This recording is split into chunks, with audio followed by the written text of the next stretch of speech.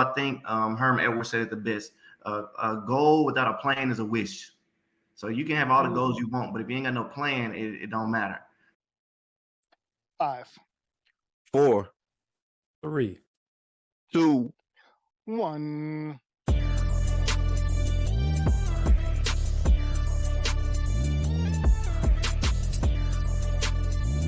It's SOSO Juve, and we in the building. Welcome. It's the My 5 Cents podcast. Thank you for tuning in for another week. Let me go ahead and introduce the cast of characters. To my bottom, I got HLS. What's up, everybody? Self-proclaimed fan favorite. I'm ready. I'm ready to go. Yes. He's a little bit. I feel like he's a little bit on a streak there, but we're gonna see what's happening. We're gonna see what's happening. Streaking his undies, maybe. I don't know about. All right. And to my left, I got Logical Genius. What's up, everyone? The logical one is in the building, ready to roll. And welcome to another episode of the My 5 Cents podcast, the family debate show where we have a topic. We think we know all the answers, but we got a judge that really makes the decision clear. And how are y'all feeling this week, fellas? I'm feeling like a champ. I don't know about y'all. Oh boy, here we. How do you respond to something nonsense? I mean, I don't know, like what he's drinking sometimes. What is he drinking sometimes? You feel all this confidence. I appreciate the confidence, but numbers don't. Oh yeah. Well, guys, I've been going through some things. Really? I probably haven't shared everything, but yeah, going through a change at work. I might lose my job. I'm going to lose my job. Hopefully I can reapply for it, but I'm going to lose my job. Got into a car accident. Lost my car in that regard. Wow. Insurance company saying that it's 20% my fault, even though I got blindsided. And I was like, wow. Wait, how does that even happen? So I'm going through some things, which I guess delves into our topic, which is talking about overcoming adversity. Yeah. And sounds like you really need this episode. Yeah. I need this episode. It's perfect person for you. And I need the wisdom of this guest right here, because our guest was also involved in a tragic car accident that left him paralyzed from the chest down due to a driver suspected of texting while behind the wheel. Wow. This traumatic incident caused him to lose his football scholarship, but with faith, perseverance, and a year of intense physical therapy, he re-enrolled in school and graduated from the University of Memphis with a degree in computer science. Now, as a professional motivational speaker, our guest has shared his testimony of overcoming adversity, safe driving, importance of education, and faith-based living with ESPN, College Game Day, and to over 400 high schools, colleges, and businesses. Our guest is a world traveler, obtaining the nickname the Wheelchair Nomad. He travels to many countries, living life to the fullest, while also bringing awareness to accessibility issues in the travel industry. Please welcome our guest, Fletcher. Welcome. What it do? Fletcher. What's up, Fletcher? Thank you for being on the show. Hey, the Wheelchair Nomad, aka your girl's favorite Q. You know. There we go. That's what I'm talking about right there. Thanks so much for joining us tonight, man. It's great to have you. Glad to be here. Can't wait to jump into it. So we're gonna have a good time today. Yes. So Fletcher, let me kick you off with our icebreaker. What is your superpower, and how has it assisted you in your journey? My superpower, I would definitely say, has to be facing problems head on. Like I'm a glass half full, always seeing the positive in every situation. So it's got me in trouble sometimes with like the dark humor, at funerals. I remember my uncle passed away, and my cousins, we back there making dark humor jokes like, at least we ain't got to buy no Christmas gifts this year. Just too soon. Yeah, like too soon. Sorry, but that laughter and that type of dark humor has made my family and I get over a lot of situations. So I think that's my superpower. Thank you for answering that. With your story, and as I said, I've recently been in a car accident there, and a cell phone was involved in that Mm, situation too. The okay. person actually bumbled their phone and was reaching for it and burned through a stop sign and ended up colliding into me. And what was Uh, saying your fault? and yeah, and I'm like, wait, it's actually what happened was my son asked me a question, and I turned to my right, and that's when I saw, wow, there is a car that is about to hit us. And they said that I did not deploy any defensive driving techniques. So that's the 20% that I'm Man, fault. see, you didn't play it right. You should have got out the car and hit him with the ezel. Oh my neck. Oh my neck. Oh my Boy. I played the whole thing, bro. I played the whole thing, bro. I should have been like, I didn't see nothing. All of a sudden, I'm on the side of the road. That's what I should have said. Yep. Yeah, so that was that right there. So with the use of technology and technology in vehicles, and especially with our young people who are just attached to the phone, it's almost like from birth until now they're getting into these vehicles. How do you, in your mission, educate people in safe driving? So I do a distracted driving activity when I'm giving my presentations, and I tell people all the time: the human brain cannot do two cognitive skills effectively at the same time. It is impossible for your brain to do two things that require it to think simultaneously. And the demonstration I do is some simplistic: is to take a utensil with your left hand and a writing utensil with your right hand, and for with your left hand write your first name, and with your right hand write your last name at the same time. And people realize, like, you're writing, like, for me it'll be, Fletcher Cleaves, so like writing the F and then writing the C. You're writing them one at a time because your brain's like, something has to be first. Yeah. I can't do both at the same time. Now what your brain can do is switch between tasks so fast that it gives the illusion that it's happening at the same time. The human brain's not good at multitasking. What it is good at is switching between tasks so fast that it's like, okay, I'm doing this at the same time, and you're not. So you're saying that multitasking is a lie? Yes, it's a lie. It's a lie. It's a lie. Even the term computer programming, multi-programming, and all this stuff, computers don't even do it at the same time. They just switch extremely fast that it gives the illusion that it's happening simultaneously. Wow. I keep on trying to tell HLS that he doesn't know how to multitask, and he's like, I can, but No, you can't. No. Anything that requires your physically, it's against the laws of nature. brain. Like, you can walk and like chew gum because your brain doesn't need to think to walk. It's like inadvertently, it's easy, but like do math and write cursive, or two things that requires your brain to think. You can't do it. I get it. Wow. So all of those women out there that are like, I'm good multitaskers, and as they're talking to you and they're doing something else, really, they're not paying you any mind, and they're actually doing the task at hand. Wow. One of those things is going to either she's gonna be listening to you too hard and mess up on her typing, or add too much salt to the cookie she's trying to do, or whatever the case may be, or she focusing too much on cooking and ain't really listening to what you're talking about. Understood. Listen, I use this argument at work when people are like, oh, can you multitask? Like, no, it's I cannot. impossible. I can't multitask. So don't ask me to. I won't do it. I won't do it. So I'll try to use that logic and let this younger generation know, because as you mentioned, we are attached to technology when it comes to smartwatches and smartphones and everything, all these different apps, the TikTok, the Threads, the Instagram, the Twitter, all this stuff that keeps us connected to each other, and that sense of connection has become addicting. Yeah, this is true. So let me ask you, Fletcher, being your background's in IT as well, right? Mm-hmm. I'm an IT guy, and with all this technology, as Suju mentioned, that are coming out, like, will we ever get to a point where there is no such thing as distracted driving?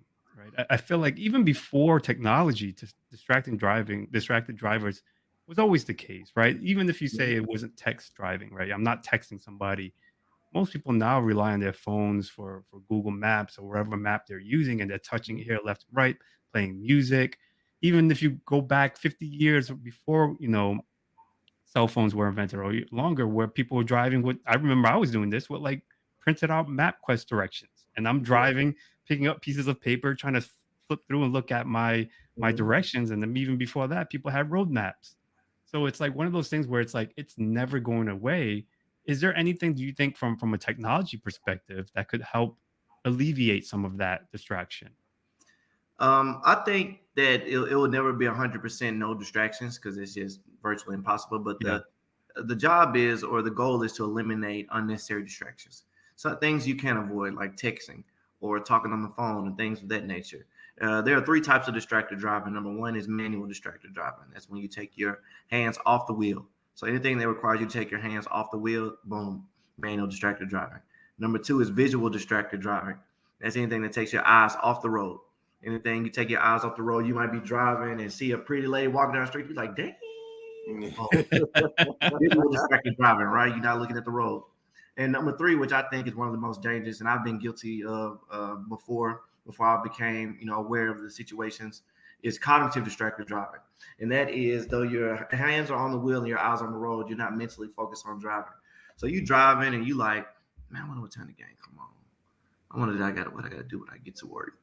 What time did she say to be ready? And before Right. you know it, you like, how I get way to exit 37? I'm supposed to get off 2 exits ago. Yeah. Like you just zoned Yeah. out. Like you're not really paying attention. And so, to answer your question, Logic, is not really much there. I think that can be happening to eliminate 100% of distractions, because you're gonna have to listen to the GPS, or Yep.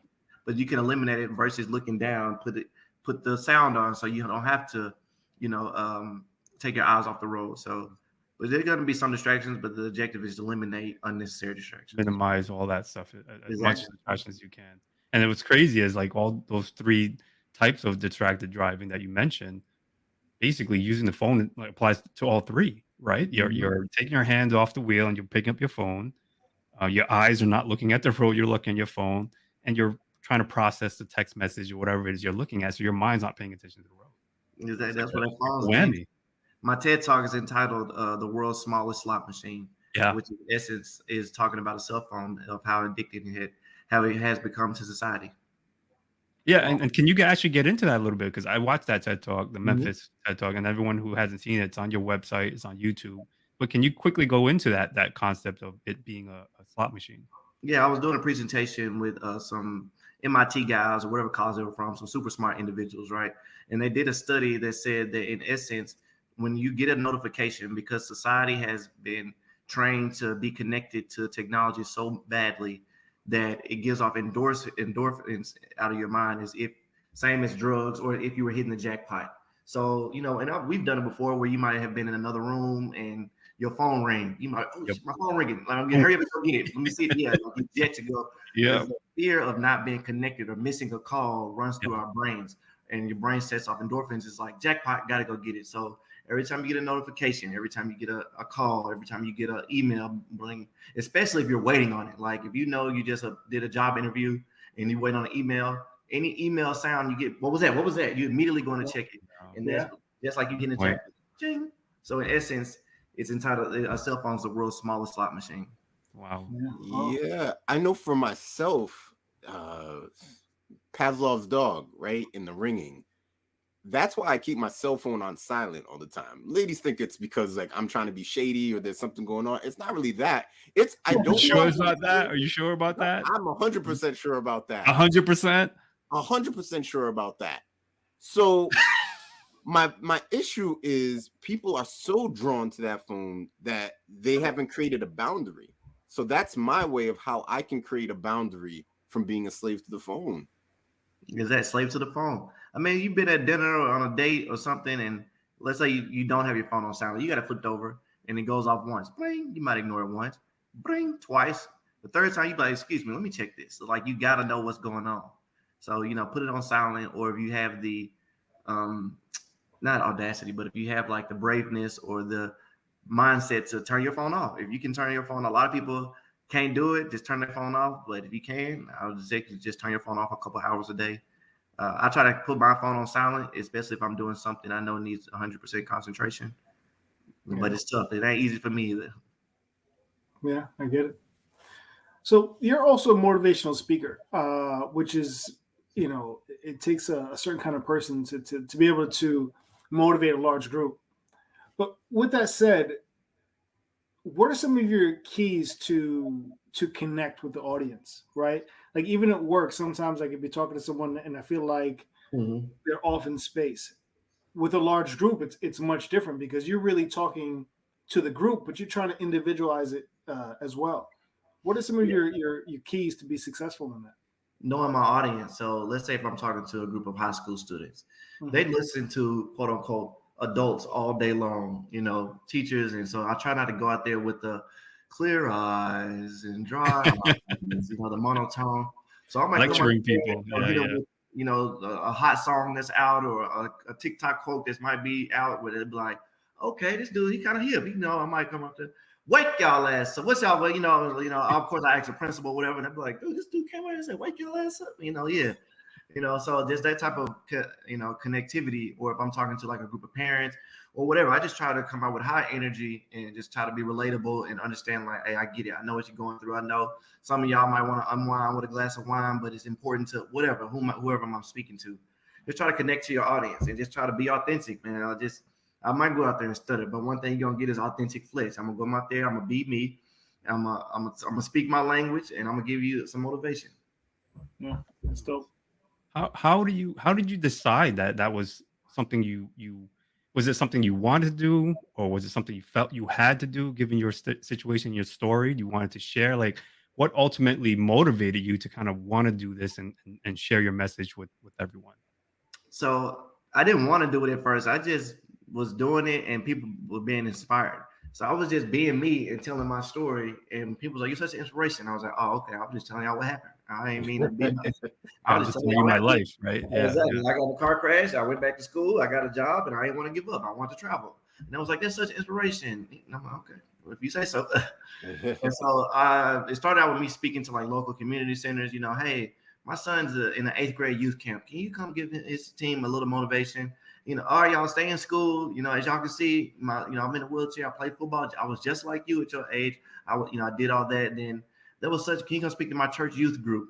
Hey, y'all, I was just like y'all at a young age, and it just snowballed and I perfected my craft from there to high schools to colleges.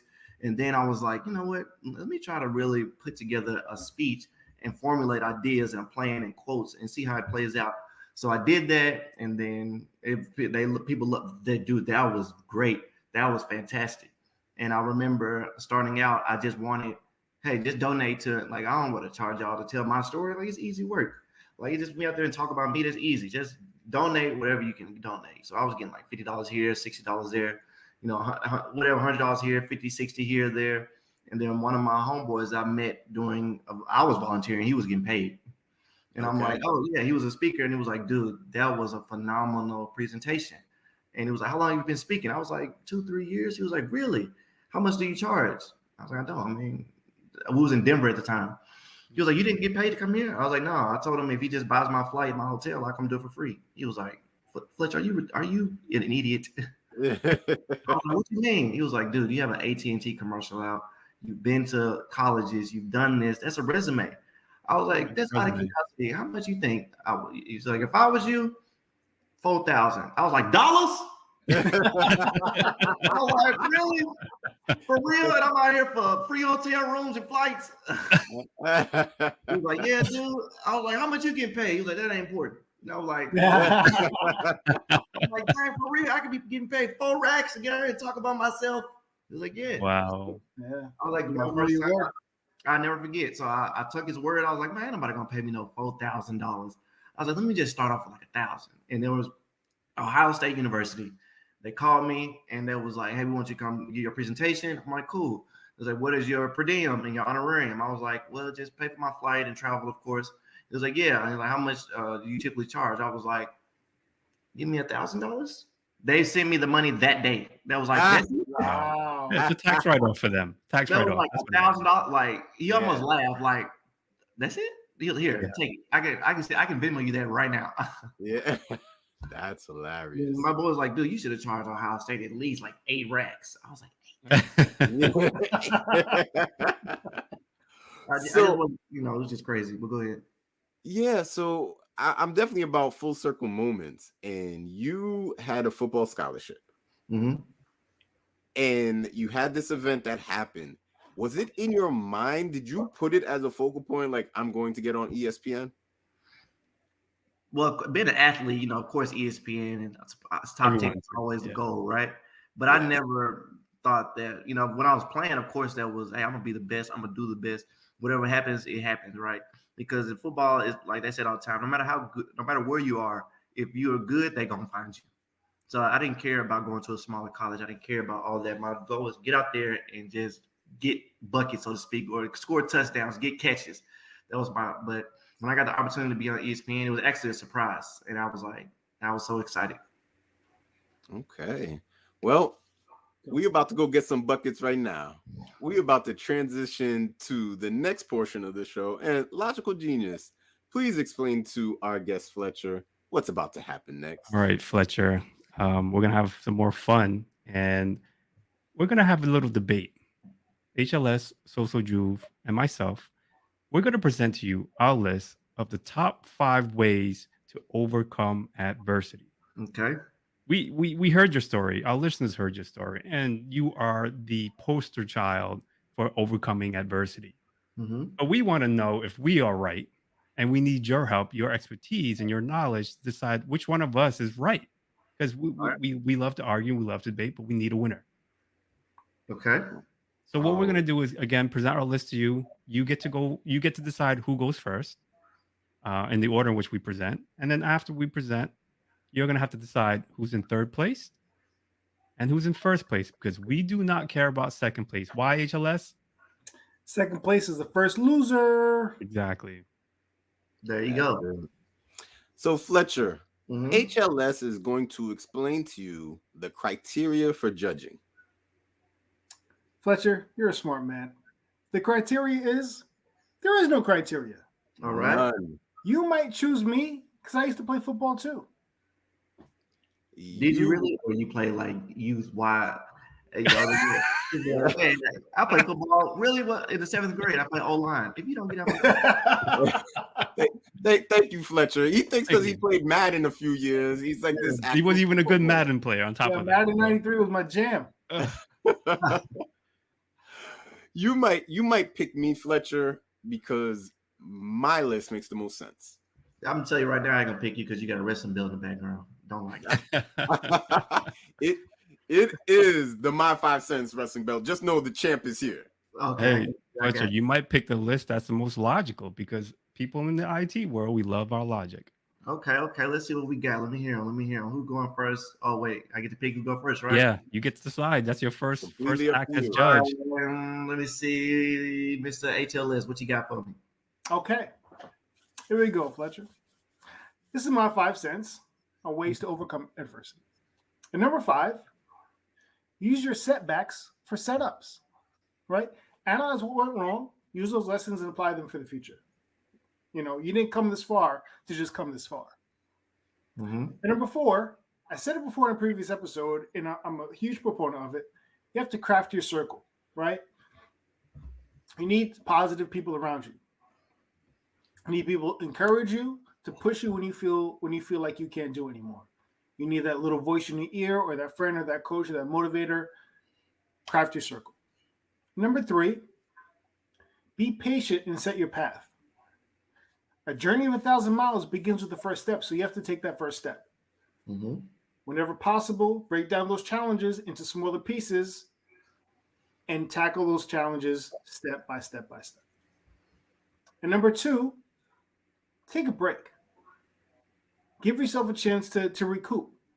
Use that time to give yourself positive affirmations. Analyze that situation and then believe in your ability to overcome whatever challenges you may face. And number 1, keep a positive attitude. There's always a silver lining. If you get down on yourself, you'll never be able to chance to overcome that adversity. And that, Fletcher, quick and easy, that's my 5 cents. All right. Do I critique each one after or wait till everybody's done? We can go after. I mean, that was a pretty good Google search list, I think. But Well, yeah, we'll wait till everybody's done. We'll get into Okay, cross-examination. who do you want to go next, Fletcher? Hit me with it, logic. All right, you heard HLS's Chat GPT Google search list. I don't know where you got it from, but pretty quick and easy, like he said. At number 5, Fletcher, I think the first thing you have to do is change your state of mind. right? Your thoughts define who you are, right? People believe in what you when you tell yourself a certain thing over and over again, you start to believe it. So you have to change your state of mind and be more optimistic and tell yourself all the good things that are in your life, all the positive things in your life, and not worry about the negative thing because of the adversity you're dealing with. So I think that number 5, you have to start there. And number 4, I agree with HLS actually. You do have to surround yourself with positive people. Not only do you have to have positive mindset on your end, be optimistic, you need to have others reinforce that within you because we are humans, are social animals. And as much as we like to admit it or not, we listen to others and we act accordingly based on what others think of us. So some do it worse than others, some are better at controlling it. But if you have that positive energy with the positive people around you, that'll help you out. You don't want that negativity. You don't want someone telling you can't do this or you shouldn't do that, Mm-hmm. because you need that positivity in your life to overcome the adversity.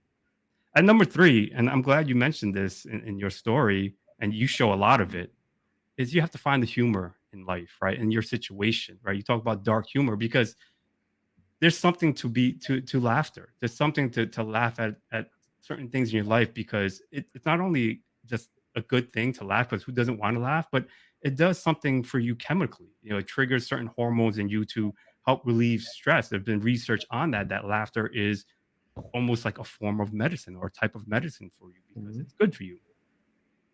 At number 2, you mentioned this, and this was mentioned in your bio, is you have to have faith, right? If whether it's faith in a higher power, and if you don't have that, certainly faith in yourself, right? You have to believe that you can overcome whatever it is you're dealing with. That no one else is going to believe in you more than you, right? You have to have that faith in yourself that you will overcome whatever it is that you might be dealing with, and see the light at the end of the tunnel. And that number 1 for me, is acceptance, right? You have to accept your situation, right? What's done is done. If I can quote uh, one of our boys, what's done is done. You can't change something that's happened in the past, right? You can't undo anything. So anything that you do now isn't going to change anything that's already happening. So you have to accept that in order for you to move on because if you dwell on it too much, you're going to constantly keep yourself in that state of mind, that mindset. And you need to have acceptance in your situation before you can progress on and better your situation. Mm-hmm. Fletcher, that is my 5 cents. All right. You gonna send it in the chat too as well? Yep. All right. What you got for me, So? Oh man, you just listened to Logical Genius just regurgitate your bio. So let's go ahead and get to my list right there. Okay. At number 5, you got to have awareness of the challenge or the hard time. I think a lot of times people aren't even aware of the level of maybe the state of depression or the hard time that they're actually going through, which creates a challenge for them to get out of that hard time. At number 4, and I am criminal when it comes to this, is do not suffer in silence. And I tend to do that. You never know when someone else, whether it is your peer, that could potentially unlock what is actually going on with you. Mm-hmm. At number 3, explore your options. In particular, use writing. Write down where you are at, write down where you want to be, write down the steps to get to where you want to be. So definitely you have to explore your options in trying to overcome that adversity. At number 2, because you wrote down these things, you're going to start developing healthy routines. You want to work towards developing healthy routines. So whether it is getting into the gym, whether it is exercising, whatever it may be, start developing healthy routines and positive things are going to happen to you. And at number 1, you know the song by Journey, Don't Stop Believing. You just can't stop believing. So it is definitely similar. Keep the faith, whatever your faith is. Keep that faith in you. Keep that faith in God in my situation, but don't stop believing. And that right there, Fletcher, is my 5 cents. So HLS, you hear that? What's You up? hear that, HLS? What is that? I think it was a garbage truck backing up with social juice list. I don't. What? What was that? Get, Yeah. Okay. no, that's actually the Brinks truck giving you my bag. Yes, That's what that sir. is right there. That's actually my Brinks truck. Get money. That's good. So Fletcher, we're gonna get into a little bit session that we call cross-examination. Okay. So do you have anything or any questions that you have of us to clarify from our list? I'm gonna start with the for HL list, the craft your support circle. Yeah. Number one, when I think Logic has something similar as well. I believe so. So I'm gonna tackle two birds with one stone with that one.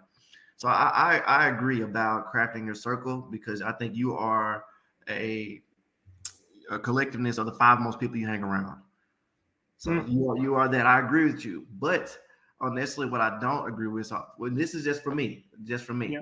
Okay. And this might be a stab at my own career. I don't need to be motivated through words, because if you need to be motivated through words, that means you don't understand how important the task is. Like people, like you don't have to understand. Like for instance, I don't know if you have children. If your child was in a burning building, nobody would have to motivate you to go get her or him. You know, like, hey, HLS, you really got it. I'm telling you, you can do it, man. It would be in nature. You boom, I'm going. You don't got to tell me to get out of my way. You know. And that's how I feel like when I was going through my situation, I didn't need my therapist to tell me, Fletcher, this is really, I know it's important because I don't want to be in no hospital. That's just me, it's me personally. Yeah, no, that makes perfect sense. And I think to your point, for at least for me, it's a mixture of both, right? You know, as you said, I used to play sports when I was younger, and I remember I was a senior and I was getting ready for the state meet in high school, and there's something steak meat, like eating steak. No, state. Oh, okay. The best in the state. You can eat some steak. No, the best in the state. And I remember my hamstring felt a little wonky. It felt a little wonky, and I don't know if it was nerves or whatever the case may be. And my coach Ray Kondracki, shout out to Ray Kondracki, he wrote a note and he slipped it to me. And just on that note, I put it in my pocket and I ran the race. And it was, you know, it wasn't the best race of my life, but whatever troubles I think I was, whatever doubt I had in myself in that moment, my coach just gave me that inspiration to say, you know, put it out your mind and just go. You made it here for a reason. What did the note say? You know what? I still have it. I still have it in a folder. I don't remember what it said, but I still have it in a folder somewhere.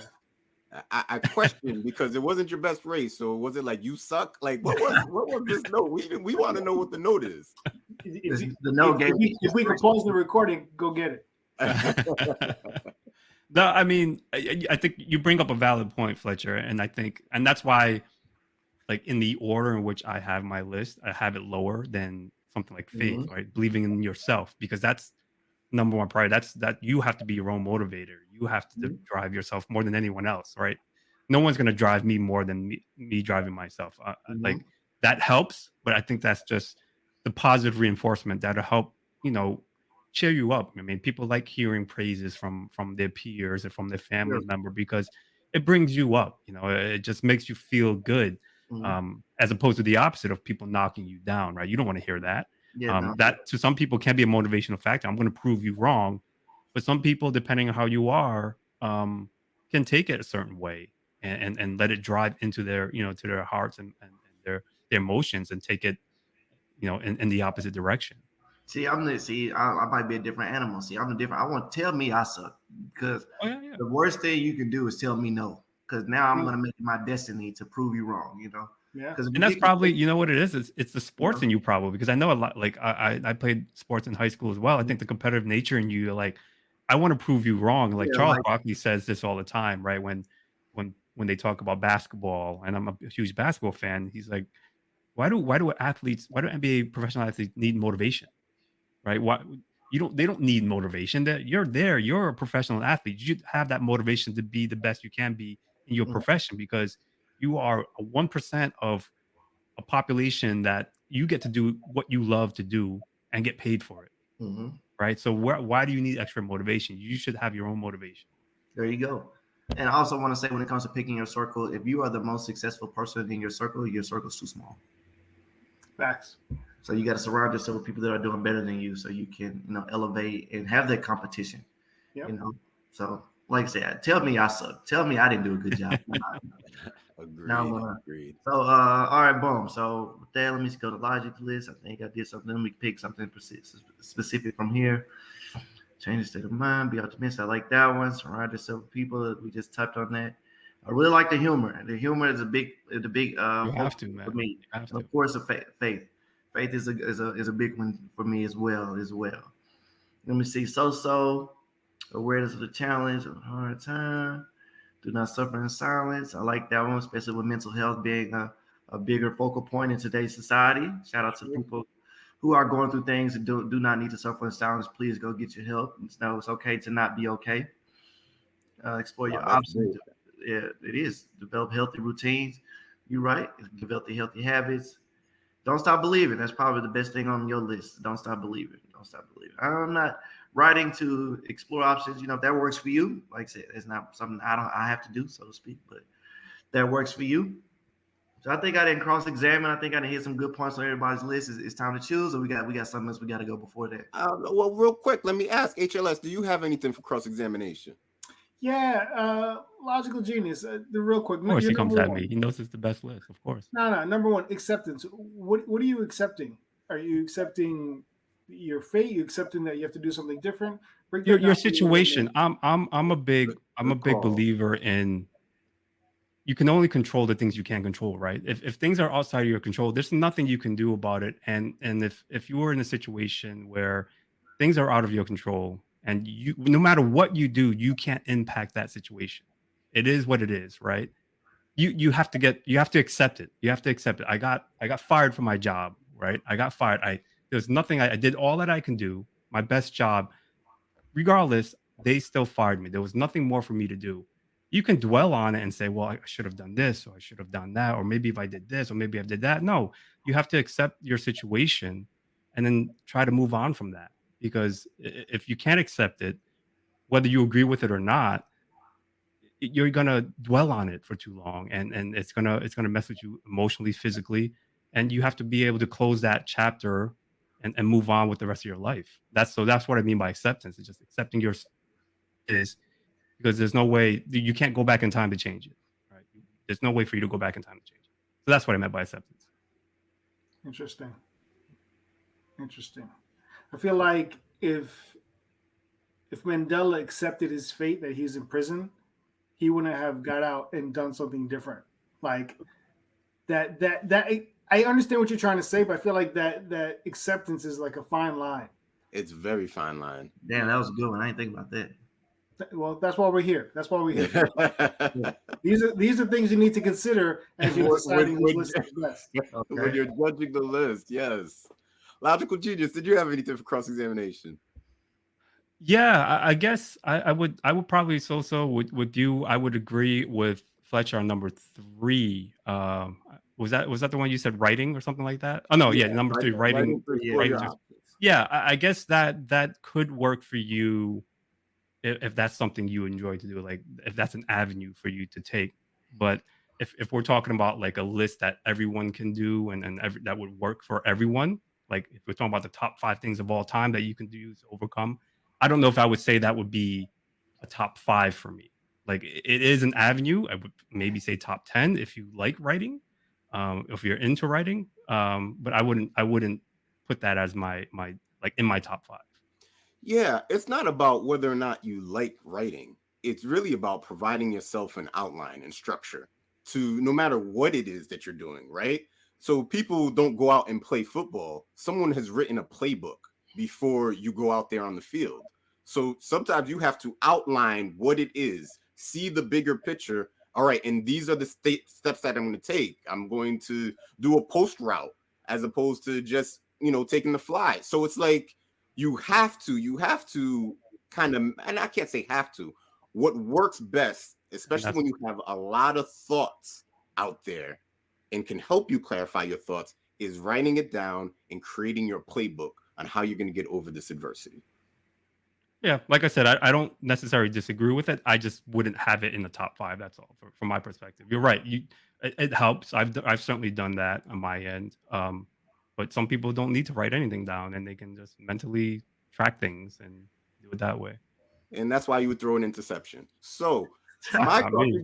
my cross-examination, actually, HLS kind of took care of that piece. I had the same thing with your acceptance, and I think HLS, he made the point quite clear. So, I don't think he did. this is where we're at. It's decision time. We want to know who is in third place.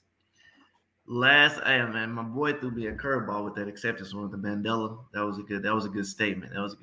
But third place, I'm gonna have to ride with So. So lose. My man So lose, ladies and gentlemen. I mean, like, don't get me wrong. It's not for me. Like, the things I don't like, suffering in silence wasn't really a big thing for me.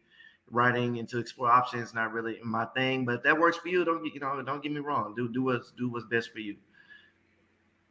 Okay. Awareness of the I should have shout out to the mental health and how many people suffer in silence. Everybody out, and then that's what? Hey, like I said, that's what you go through that night. No shame in your game. Still shout out to all right, mental health. Fletcher. It is game time. Decision time. You gave us number 3, third place loser, identified. We don't care about number 2. We need to know who has the best list. Which list are you rocking with? Numero uno. I'm gonna say this. I'm gonna give one last critique. HLS, the take a break and use that time to plan and believe in yourself. I'm not a big fan of that one because I feel like once you stop, it's hard to start. So like, but if you need, I'm not saying overexert yourself, but a break can turn, you know what, I'm gonna take a break from college. I'm gonna take a sabbatical. It might be hard to start back. So I'm gonna go ahead and get logic number 1. Even though hold on. It's been in the issue. He said logic. What do you mean? Why we gonna hold on? I want to how you try to cut him off the line stepper. He was line stepping on the judgment. Look at that. Line stepping. Mandela. You threw me. The reason acceptance was a big one because I too had to, when I was going through what I was going through. I remember being in the hospital and accepting, like, all right, Fletch, you paralyzed. I use time to accept it. I tell you all the time, there's a time people ask me why I don't do therapy anymore. There's a time in everybody who suffers a permanent disability of life where they have to make a choice. Do I continue therapy and just do therapy 8 hours a day, Monday through Friday, collect the check, stay with my roommate, have a roommate, don't really get, fulfill a job, or do I accept my situation and live my life? And I chose the latter. I chose to say, you know what? I'm not saying I will never walk again, but I'm not going to wait around for it to happen. I'm going to still live this life and do what I need to do and get out there and grab life by the horn, so to speak. So that acceptance one that I can resonate, but the Mandela thing, you threw me a curveball with that one. It was cute. With the Mandela thing was kind of cute, but you know what? I think even if you asked him if he was still alive, that he accepted his situation in terms of, I'm here. This is where I'm at now. What's next? How do I get out of it? How do I figure out my situation to move on? What's, have my faith, all these other things. But no, I completely disagree.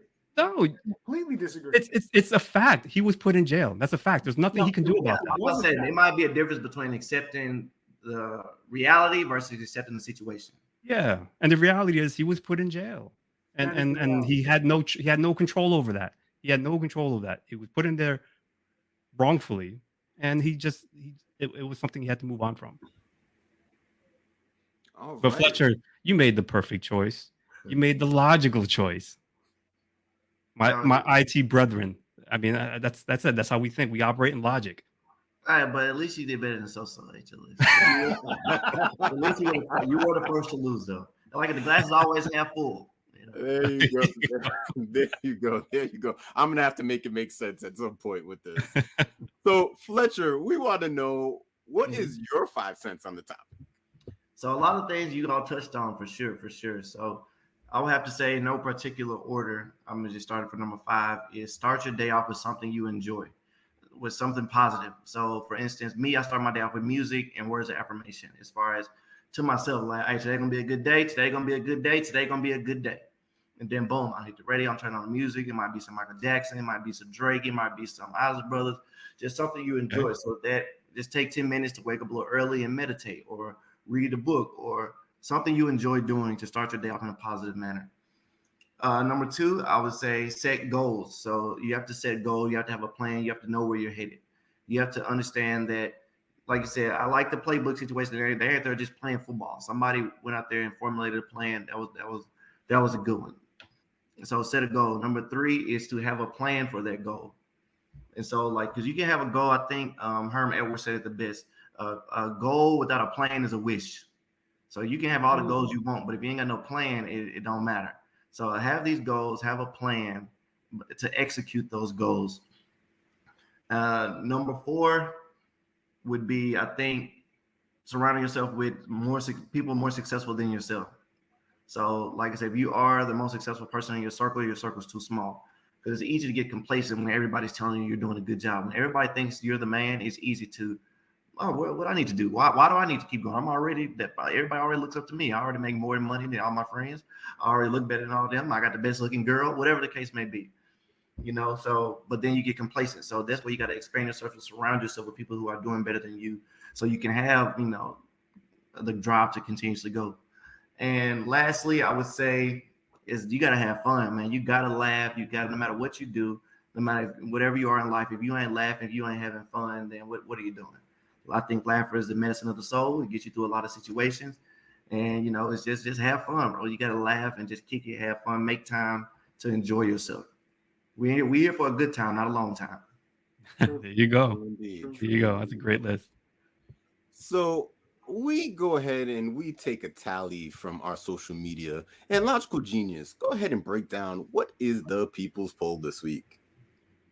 All right, Fletcher, we reached out to our listeners and to our social media and asked, what our listeners and what our fans think. And we have a top 5 of all the people that responded in no particular order. Was positive people, surrounding yourself with positive people, similar to what I think all 3 of us said. You had a different take on it, slightly different take on it, but it's part of surrounding yourself with the right people.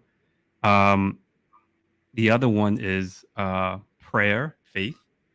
So if you have if you have faith and you pray, that people thought that was something that could be useful and helpful. Meditation came up. Um, and I guess there's something to be said. I started doing that years ago to kind of clear my mind and get the noise out of my mind. And I found benefits of meditation. Um, Number 3 would be self-love. I guess confidence and kind of what we were talking about, self-love in yourself. And the other one would be sorry about that. Celebrate the win. I like that. I Or like celebrate wins, I should say. So I guess look for any wins or small wins in your life that you can be joyful about. Hold on And now. Celebrate the wins. I'm a little iffy on that one. Why are you iffy about it? So I'll tell you. So first, let me go back to the what was the one before that? That was self-love. And one more, I think. Meditation, I think. Meditation, Oh, yeah. Meditation. I had to understand that meditation doesn't mean sitting in a dark room and humming, right? Yeah. So for me, my meditation is in the shower with the music blasting, like just grooving and the boom. That's my get my day. So I had to understand that. So I like the meditation, but it doesn't mean sitting in the dark room and But yeah, there's a misconception of meditation. It's whatever process you use to kind of clear your mind. That's what meditation is about. It's about clearing your mind and focusing, whatever it is on the positive parts of your life. Okay, and celebrating the win. So what you asked. So I got a tough one on that one because I'm not a firm believer of celebrating things you're supposed to do. So like if a big win, like we can celebrate the big wins, but hey, I got an A on my math test. But what you supposed to do? Like, I think Kobe said it like there was like, are you happy with winning game 3? Job's not finished. We ain't having win a champion. Job's not done. Go. So, what was there to be happy about? So it's like I'm not where I want to be in life, and that is a thin line because one of my therapists hit me with this one time, and she said, let me say exactly how to put it. It's like people who are always striving for better will never be complacent because no matter where you are in life, you're never happy. So sometimes you have to be happy, look around and realize like I prayed for this 6 years ago instead of always looking for the next thing to accomplish.